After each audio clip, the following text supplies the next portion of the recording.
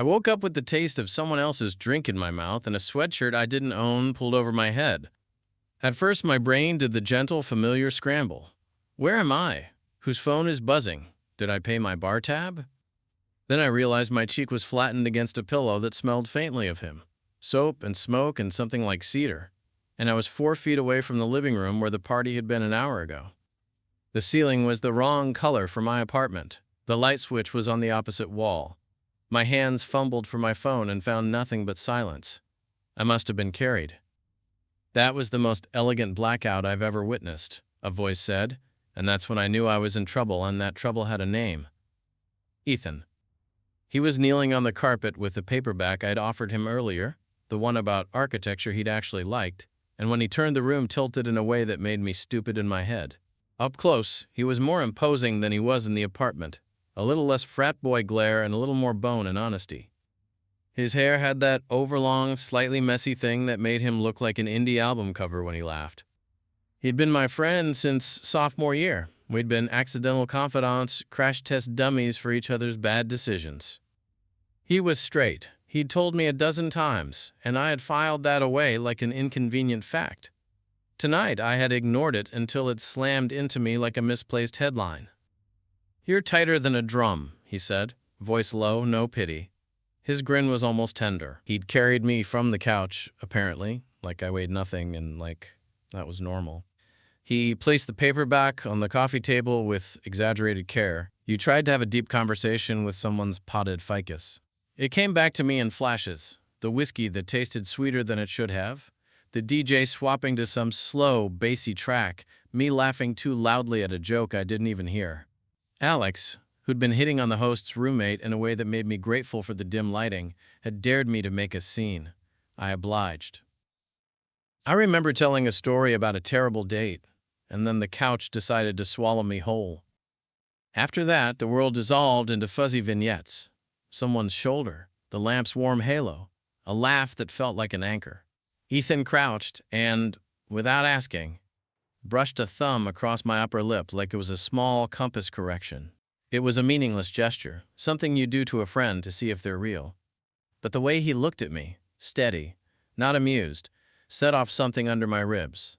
I wanted to tell him to stop, or to lean into it, or to do any of the things my stupid brain knew but my mouth didn't.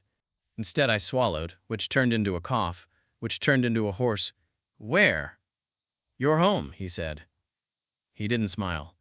"My room. I figured carrying you up the stairs would be less catastrophic than leaving you with Carla's drunk ex."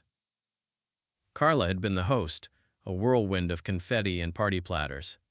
I remembered her yelling something about karaoke and then a dramatic rendition of Total Eclipse of the Heart, shredding my dignity. "You carried me?" My voice sounded like I'd been vacuum-packed overnight. "You snored in iambic pentameter," Ethan said seriously, and I almost laughed if I hadn't been half asleep. He tipped his head, as if weighing how dangerous my smile might be. "You left blood on my carpet." "Blood?" Panic buzzed at the edges of consciousness. I lifted a hand and felt the wet, tacky warmth at my lip where I'd bitten it. Somewhere between bravado and a failed attempt at slide guitar posturing. It was stupid and pathetic and oddly intimate that he might have seen it. Ethan moved with the easy, careful motion I'd watched him use when he fixed friends, furniture, or calmed a dog at a shelter.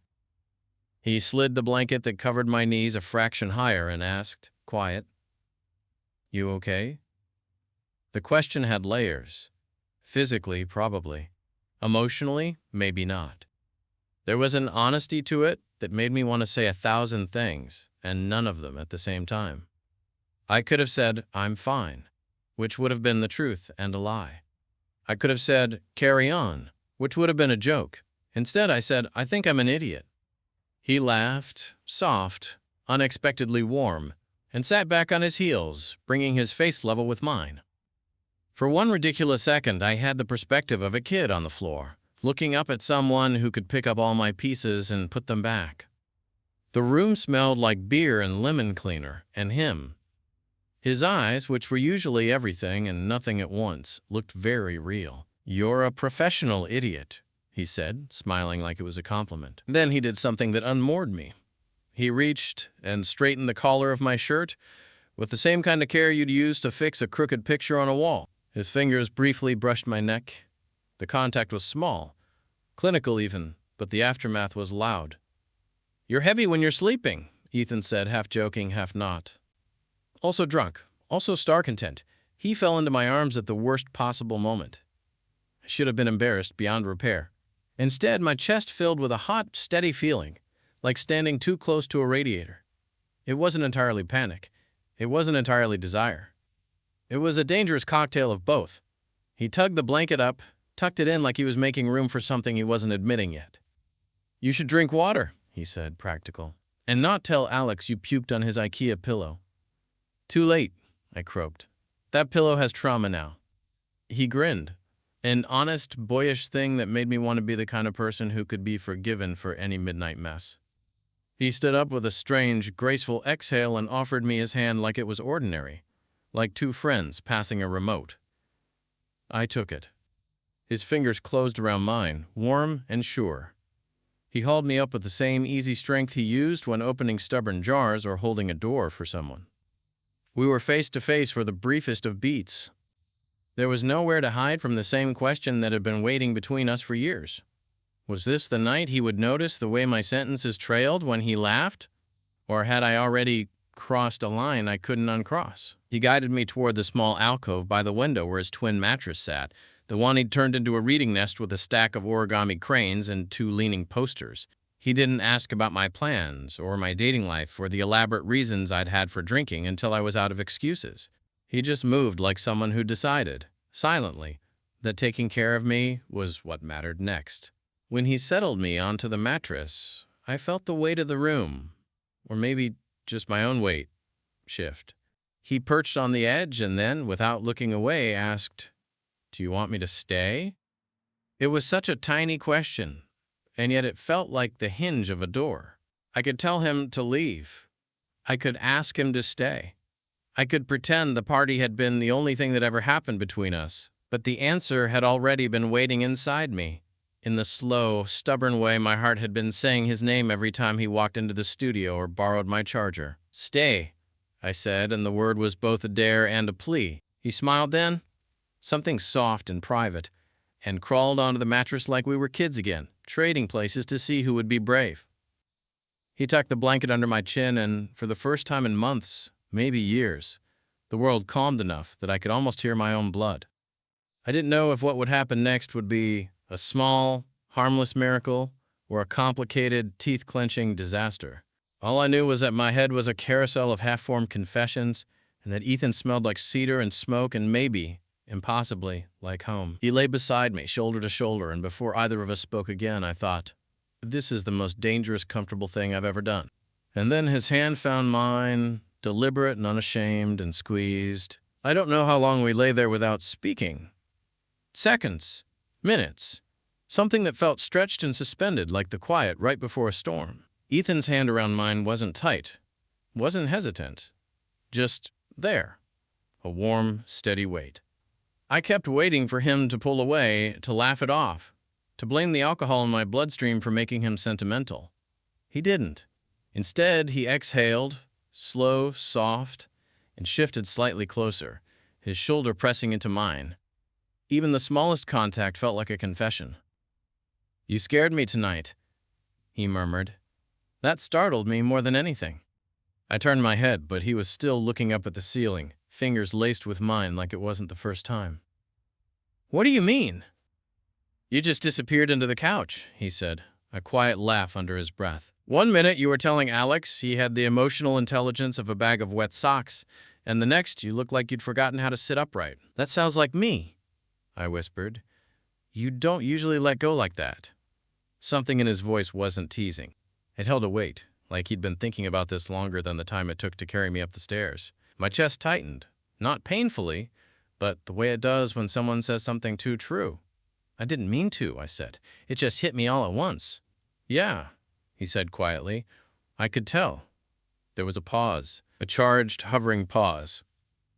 "You okay?" he asked again, but this time it wasn't about my body or my drunken mess. It was about the thing under my ribs I'd been ignoring for months, maybe years. I swallowed. My mouth was dry, my thoughts even drier.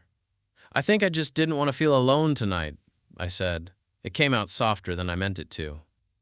His thumb brushed the side of my hand once, slow, and I felt it like it was a full-body event. Then, good, he murmured. That you weren't. His voice had that same low warmth he used when talking to animals or playing his guitar late at night when he thought I was asleep. Tender, in a way he didn't often let himself be. He rolled onto his side to face me, our hands still locked, and suddenly his face was inches from mine. His hair fell slightly over his forehead, and the faint light from the hallway made his eyes look darker, softer. "You remember when I said you're heavy when you're sleeping?" he asked. I snorted like an idiot. I was unconscious, not a fallen tree.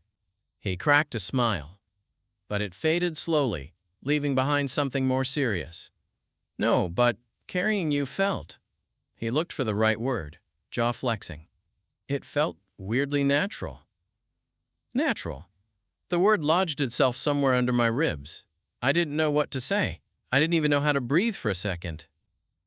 He must have felt me tense because he squeezed my hand again, this time a little firmer. "You're thinking too hard," he whispered. "Because this is confusing." I whispered back. "What is?" "You."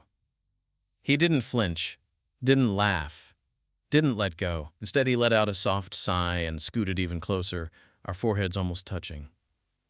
"Can I tell you something?" he asked. My heart was a riot. "Yeah, I haven't been as straight as I've made myself out to be." That sentence detonated inside me, quietly, but in a way that left nothing standing exactly as it had been. I blinked at him. "What?" He nodded once, eyes searching mine like he was afraid to be misunderstood. "I don't know what I am," he admitted, "but the last few months I've been thinking about things I didn't think I'd ever think about." He swallowed. "About you." The room spun, not from alcohol, but from the sheer gravity of his words. I didn't move, didn't breathe. I felt like if I made one wrong noise, the moment would crack like thin ice. He went on, softer. "Tonight, when I picked you up, you held on to me. Like you trusted me completely." His voice thinned. "And I didn't want to put you down."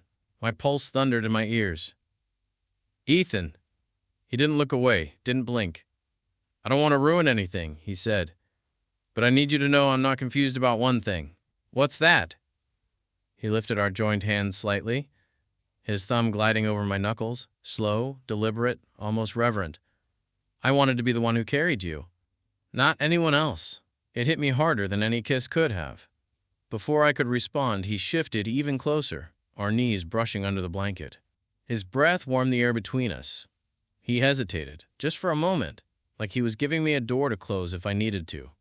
I didn't close it. "Ethan," I whispered, "you're really close. Do you want me to move?" His voice was a murmur against my skin. I shook my head. "No." His forehead finally rested lightly against mine, and that tiny gesture felt like the world tilting into a new orbit. Everything slowed. Everything sharpened. His fingers tightened around mine like he was afraid I'd vanish. Then he whispered, barely audible, "Good, because I don't want to stop." The space between our lips felt like a question. A slow, dangerous question neither of us had dared ask until tonight. And he was inching closer. His breath brushed my lips before anything else did, warm, steady, almost trembling. It was the kind of closeness that made every thought in my head fracture into light. I could feel his heartbeat through the mattress, through the inch of space that wasn't space at all. My hand tightened around his without me meaning to, like my body was answering a question I hadn't managed to ask out loud yet. "Ethan," I whispered, but I didn't even know what the rest of the sentence was supposed to be. He didn't kiss me. Not right away. He pulled back just enough that I could see his whole expression in the dim hallway glow. The worry, the want, the uncertainty he never let anyone see. His eyes flicked over my face like he was memorizing it, tracing something he'd only ever let himself glance at before. "I don't want you to think I'm doing this because you're drunk," he said quietly. It wasn't a warning, it was a confession. My breath caught. I'm not drunk anymore. He huffed a tiny laugh. You're drunkish, tipsy, swaying. I smiled and he saw it, really saw it, and his thumb brushed my jaw like it was something fragile he'd wanted to touch for months, but had never dared to. I've wanted to do that, he murmured. My heart practically knocked itself loose from my ribs. Do what? This. His hand traveled up, fingers sliding along the side of my face, warm and careful, like he was checking if I'd flinch or disappear. I've wanted to just touch you without pretending it's an accident. My whole body went still. He wasn't joking. His voice wasn't teasing. He wasn't fumbling. He meant every syllable. You've never touched me by accident, I whispered. His jaw flexed, like something in him clicked into place. Yeah, he said, breath a bit shaky. I know. He leaned in again. Slow, deliberate. Not the drunken impulse of someone confused or bored or lonely. The intentional closeness of someone who'd been fighting himself far longer than I'd realized. When his forehead pressed to mine again, firmer this time, I felt it. The moment before gravity wins. He whispered, Tell me to stop. I whispered back, I won't. He exhaled. Long, relieved, almost like he'd been holding that breath for months. Then he moved, just a millimeter, but enough that our lips brushed. Barely. A whisper of a touch, the softest possible contact, but it lit through me like an electric fault. He froze. I froze. The world froze. Okay, he breathed, as if that tiny touch had reprogrammed him. Okay, wow. Yeah, I whispered, because my mouth had no other functional mode left. He slid his hand to the back of my neck. Warm, steady, slow. And this time, he didn't hesitate. He pulled me in until our noses bumped and our lips hovered so close the heat alone made my pulse jump. But he still wasn't kissing me. Not fully. Not yet. He was waiting, checking, making sure. You sure? He whispered. Ethan, I murmured. I've wanted this longer than you think. That broke something open in his face. Surprise, relief, something like hunger tucked behind vulnerability. He let out a breath that shook just a little. I thought I was imagining it, he admitted. You weren't. He closed his eyes like he was bracing for impact, and then he kissed me. It wasn't messy. It wasn't rushed. It wasn't drunk or clumsy or uncertain. It was slow, soft, intentional. He kissed me like someone finally letting himself say a truth he'd been swallowing for months. His lips were warm and a little tentative at first, like he was learning the shape of something he'd wanted but never allowed himself to reach for. My hand slid into his hair without thinking, and he made a small sound, barely audible, but it went straight through me. When he pulled back, it was only far enough to breathe against my mouth. Holy shit, he whispered. I couldn't help the smile that spread across my face. Yeah. He kissed me again, quicker this time, a gentle press that made the first kiss feel like it had only been a question. This one was the answer. When he finally pulled away, his forehead dropped to the pillow next to mine, his breath uneven. This is not how tonight was supposed to go, he said, voice shaky with a half laugh. Is it bad? I asked, quieter than I meant to. He looked up immediately, eyes serious, clear, unconfused. No, he said. No. It's not bad at all. It just feels like I've been trying not to do this for so long that now I don't know what I'm allowed to feel. His hand was still at my neck. Mine was still in his hair. Neither of us was pulling away. So, he said, swallowing, can I ask you something? Anything. He wet his lips, eyes flicking from my mouth back to my eyes. Was that okay? I nodded, a soft, dizzy laugh slipping out. Ethan, you can't kiss someone like that and then ask if it was okay. He grinned, one of those rare shy ones I'd only seen once or twice in years of knowing him. Good, he whispered, leaning in again, voice brushing my skin, because I really want to do it again. And when he did, the second kiss wasn't tentative at all. It was warmer, firmer, the kind of kiss that said he wasn't confused. Not in this moment. Not with me. The night outside the door was quiet, the leftover hum of the party fading into nothing. But inside the room, on that narrow mattress under the soft blanket he tucked around me, something was shifting, settling, beginning, and neither of us wanted to stop. Ethan didn't kiss me like someone who'd made a mistake. He kissed me like someone who'd finally stopped running from himself. His fingers slid into my hair, not rushed, not fumbling, slow, deliberate, like he wanted to learn me by touch. Each movement felt like a question and an answer at the same time. When he finally pulled back, he rested his forehead against mine, breathing a little harder than before. I felt his breath warm on my lips, the quiet echo of the kiss still pulsing between us. "Is this really happening?" he whispered. "It is if you still want it to," I murmured. He laughed under his breath, a small, disbelieving sound. "That's the problem," he said. "I want it, maybe too much." He rolled onto his back, staring at the ceiling, his fingers still hooked loosely through mine, like he was afraid letting go would undo everything. "You know what's messed up?" he said. "I think a part of me has been curious for a while. About guys." His voice dipped lower. "About you." My chest tightened, not painfully, just intensely. "Why didn't you say anything?" "Because I didn't want you to think I was experimenting with your feelings," he said. "Or using you to figure myself out." He let out another slow exhale. "But tonight, carrying you upstairs, feeling you slump against me like you trusted me even when you couldn't stand." His voice softened. It did something to me. I swallowed around something warm and heavy. "What did it do?" He turned his head, eyes finding mine immediately. "It made me stop lying to myself." My breath caught. He shifted closer again, this time without hesitation. His hand slid across my stomach, stopping just above my hip. Not grabbing, just resting there, fingers curled slightly like he wasn't sure how bold he was allowed to be. I didn't move away, he searched my face. "This okay?" "Yeah," I whispered. "It's okay." He nodded, relieved, and his thumb brushed the hem of my shirt, barely grazing my skin. A small touch, but it jolted heat through me. "I don't know what this means yet," he admitted. "For me. For us. I just know I don't regret it." "I don't either." He smiled. Slow, soft, genuine. The kind of smile he only had when he was letting himself be vulnerable. "I like how I feel around you," he said. "I always have. I just didn't know what to call it." He shifted again, sliding closer until our legs brushed under the blanket. His face was inches from mine, his hand still resting against my hip, his breath warm against my cheek. "Can I say something stupid?" he murmured. "Always." "I keep thinking about the moment I picked you up from the couch," he said. "Your hand grabbed my shirt and you mumbled something. I thought you were just gone.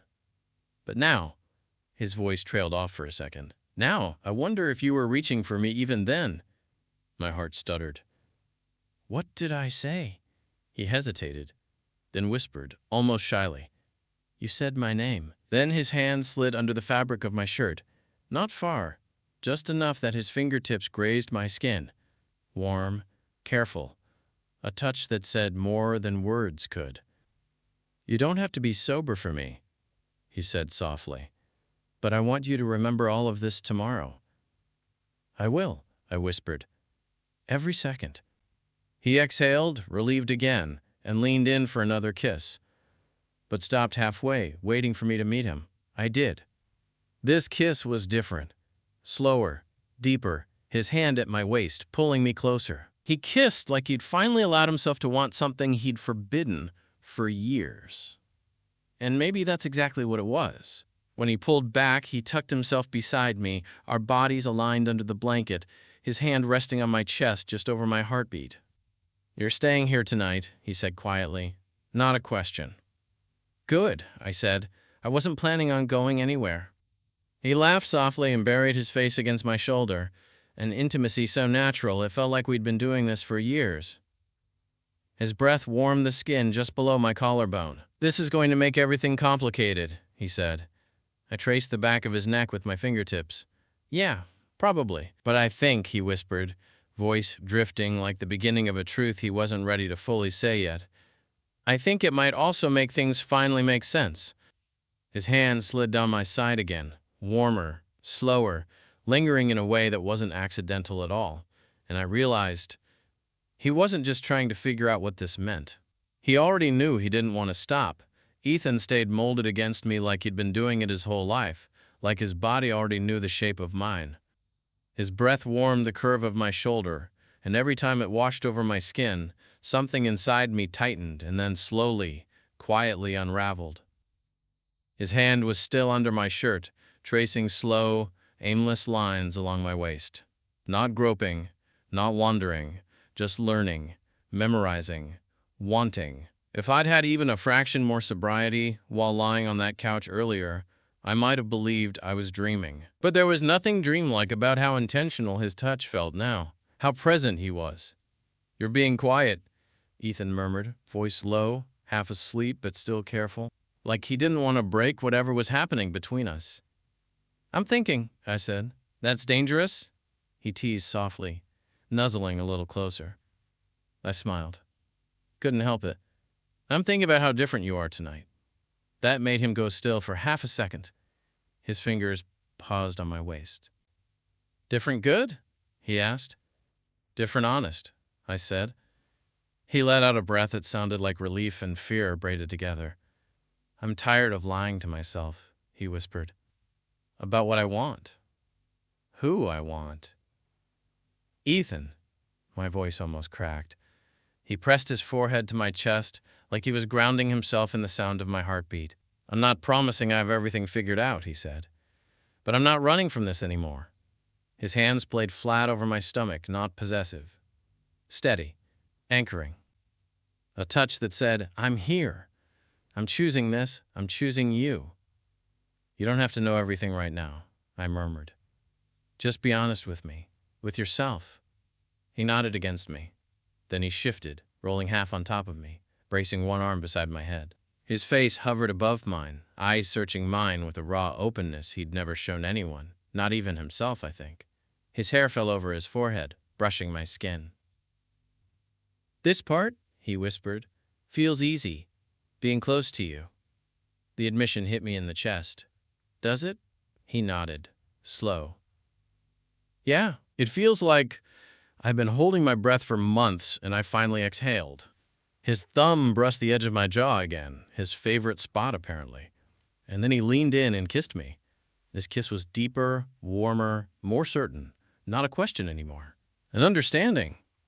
I wrapped my hand around the back of his neck, pulling him closer, and he let out a soft sound, barely audible but real, vulnerable, wanting. He kissed me again, slower, then again, his lips dragging lightly across mine like he couldn't let go even between breaths. When he finally pulled back, his forehead rested against mine. "I didn't think you'd ever look at me like that," he whispered. "I've only looked at you like that," I whispered back. He grinned, a quiet, breathless smile. "Yeah," he said. "I think I knew." He pressed another kiss to my cheek, then my jaw, lingering just long enough for my pulse to jump.